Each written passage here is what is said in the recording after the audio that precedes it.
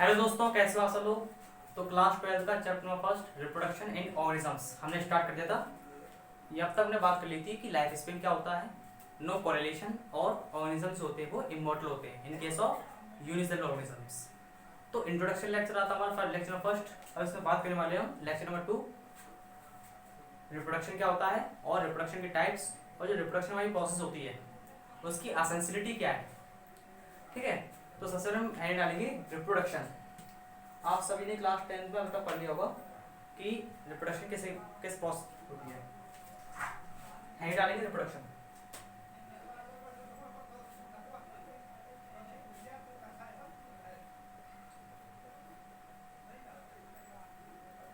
देखिए, रिप्रोडक्शन आप सभी ने क्लास 10 में लाइफ प्रोसेस चैप्टर जो था साइंस का चैप्टर नंबर फर्स्ट उसमें पढ़ लिया था कि ये क्या है, एक बायोलॉजिकल प्रोसेस है जो कि रेस्पॉन्सिबल है ऑफस्प्रिंग या फिर प्रोजेनी प्रोड्यूस करने में। आपसे वो पता होगा ऑफस्प्रिंग कैसे कहते हैं या फिर प्रोजेनी, जो न्यूबॉर्न बेबी होते हैं ना उन्हें कहते हैं हम ऑफस्प्रिंग्स। तो चलिए इसकी डेफिनेशन लिखते हैं। Reproduction is a biological process. Reproduction is a biological process that take place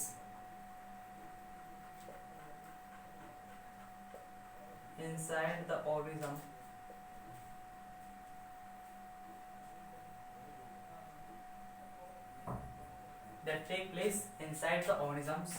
which results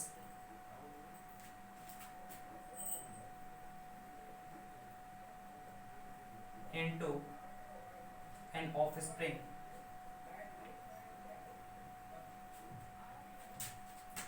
और प्रोजेनी। आप सभी को पता है इनका मतलब क्या है, प्रोजेनी या फिर ऑफस्प्रिंग का न्यूबॉर्न बेबी। देखिए ये है आपकी डेफिनेशन रिप्रोडक्शन की। ये क्या है, एक बायोलॉजिकल प्रोसेस है।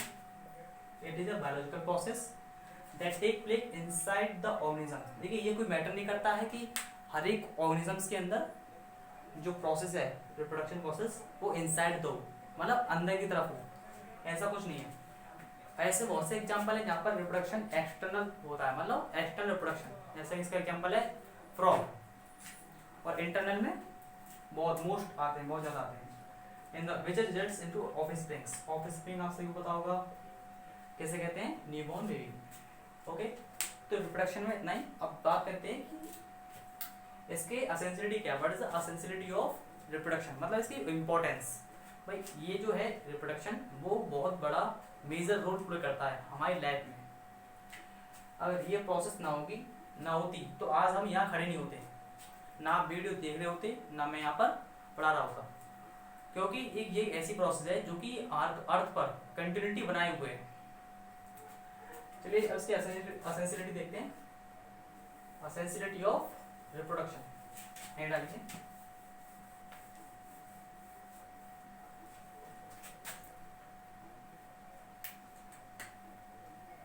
एसेंशियलिटी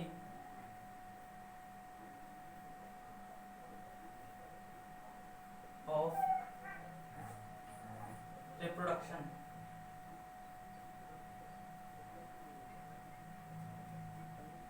देखिए जो एसेंशियलिटी का मतलब इसकी इंपॉर्टेंस क्या है रिप्रोडक्शन प्रोसेस की, वो देखिए सबसे पहले तो इसकी इंपॉर्टेंस ये है कि ये हमारे अर्थ पर हम ह्यूमन बींग्स की या फिर किसी भी स्पीसीज की क्या है, कंटिन्यूटी बनाए हुए हैं। It maintains first, it maintain continuity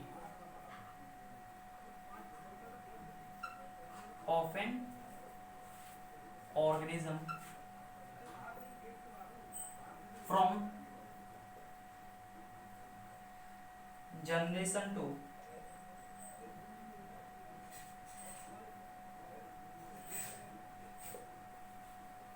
generation.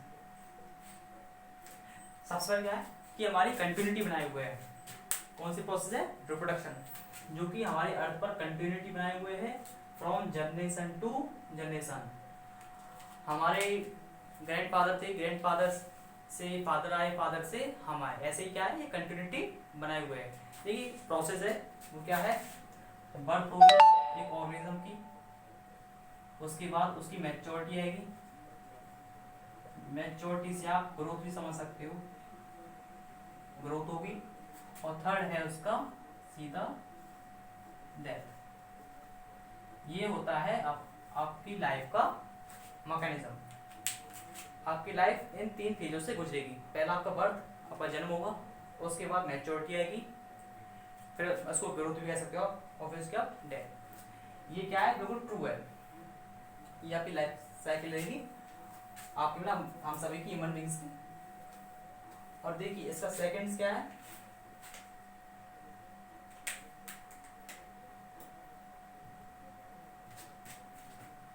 It produce similar offspring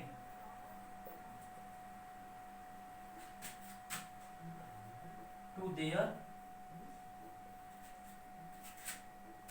parent. Parent क्या दो, पेरेंट सेल क्या दो, ओनली इन यूनिसेलुलर ऑर्गेनिज्म।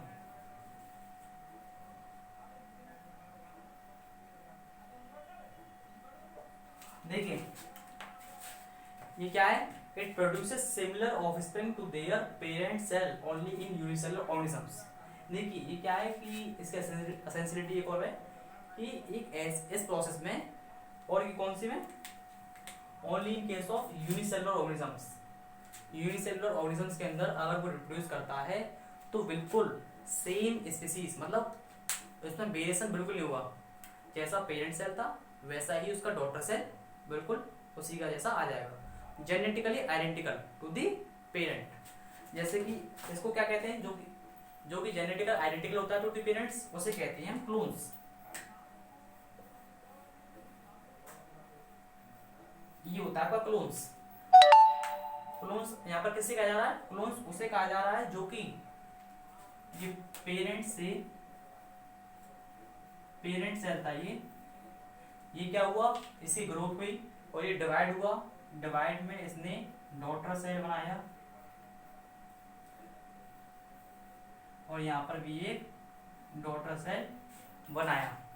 अब यहाँ पर जो डॉटर सेल बनाया वो बिल्कुल सिमिलर था उसके पेरेंट से, उसके जीन्स भी बिल्कुल सेम थे, मतलब पूरा मॉर्फोलॉजिकली बिल्कुल सेम था।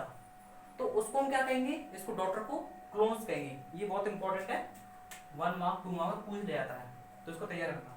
क्लोन्स कैसे कहते हैं, ठीक है, क्लोन्स उसे कहते हैं जो कि जेनेटिकली आइडेंटिकल होता है अपने पेरेंट्स से। तो ये थी इसकी एसेंशियलिटी, किसकी, रिप्रोडक्शन की।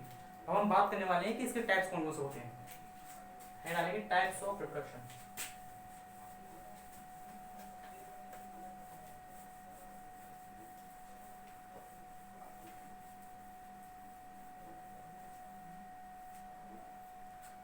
टाइप्स ऑफ रिप्रोडक्शन,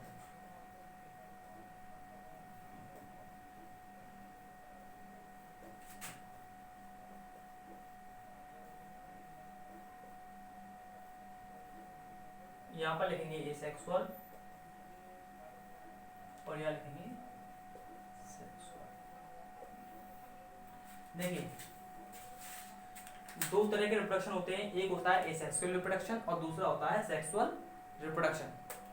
अब इसमें डिफरेंस क्या है, इन दोनों में क्या डिफरेंस है, तो देखेंगे difference, what is the difference between them. Asexual reproduction में क्या है कि only one parent required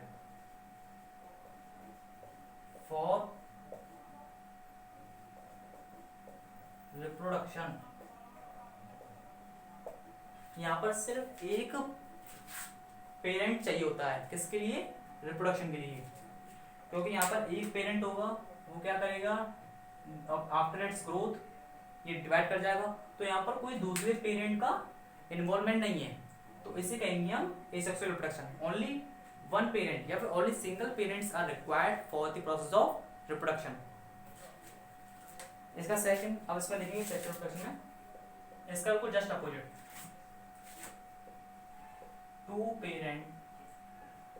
parents are required for reproduction. देखिए ये इसमें क्या है, दो पेरेंट्स चाहिए जब भी उसका रिप्रोडक्शन प्रोसेस होगी। और इसमें देखते हैं सेक्शन में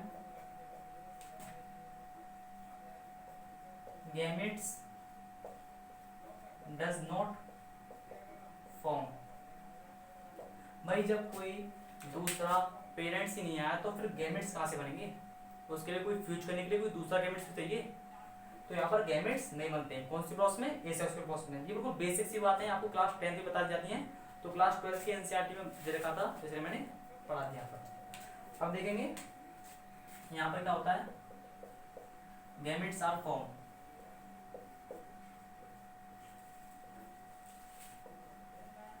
इस प्रोसेस में क्या होता है, गैमेट्स बनते हैं।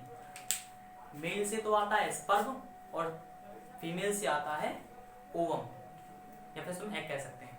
वो दोनों फ्यूज करते हैं और क्या बनाते हैं, जायगोट बनाते हैं। और जायगोट ही क्या करता है, माइटोटिक डिवीजन शो करता है। और माइटोटिक डिवीजन शो करने के बाद वो बिलियंस ऑफ सेल्स हमारी बॉडी के अंदर डेवलप कर देता है। ये हम बताएंगे आपको फेजेस से आएगा, आपका फेजेस ऑफ रिप्रोडक्शन में। तो अभी इनके डिफरेंस देख रहे हैं। यहाँ पर क्या होता है, गैमेट्स फॉर्म होते हैं जो कि फ्यूजन होता है मेल गैमेट्स का, सॉरी ये मेल का साइन है और ये फीमेल का साइन है। ये मेल का साइन है और ये फीमेल का। इन दोनों का क्या होगा, फ्यूजन होगा और ये बनाएंगे जाइगोट।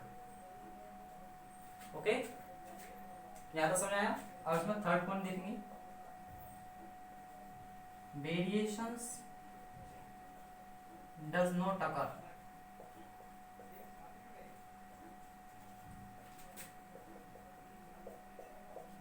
Variation occur. देखिए इसमें क्या होता है, सेक्सुअल रिप्रोडक्शन में वेरिएशन आते हैं। अब वेरिएशन क्यों आएंगे आप सभी को पता है, क्योंकि यहाँ पे क्या होता है, दोनों ही गैमेट्स का फ्यूजन होता है। मतलब फीमेल के कैरेक्टरिस्टिक्स और मेल की कैरेक्टरिस्टिक्स दोनों की जब फ्यूज होंगी तो कुछ ना कुछ तो ऐसी कैरेक्टरिस्टिक्स मतलब ऑफस्प्रिंग में भी आएंगी जो कि अपने पेरेंट्स से क्या होंगी, डिफरेंट होंगी। तो क्या है, यहाँ पर वेरिएशन आते हैं। और वेरिएशन क्यों आते हैं, क्योंकि आपसे वो पता है दोनों के गैमेट्स बनते हैं। और यहाँ पर वेरिएशन इसलिए नहीं आते हैं क्योंकि पूरा का पूरा जो पेरेंट होता है वही डिवाइड होके उसका डॉटर सेल बन जाता है। तो यहाँ पर कोई वेरिएशन का कोई सवाल ही नहीं है। तो यही थे इनके बीच में बेसिक डिफरेंस एसेक्सुअल में और सेक्सुअल रिप्रोडक्शन में। तो आज का इस लेक्चर को इतने रखते हैं, अगले लेक्चर में हम बात करेंगे अगले टॉपिक के बारे में। चलिए, thank you for watching this video. हम मिलते हैं अगली वीडियो में लेक्चर नंबर 3 में। चलिए बाय बाय।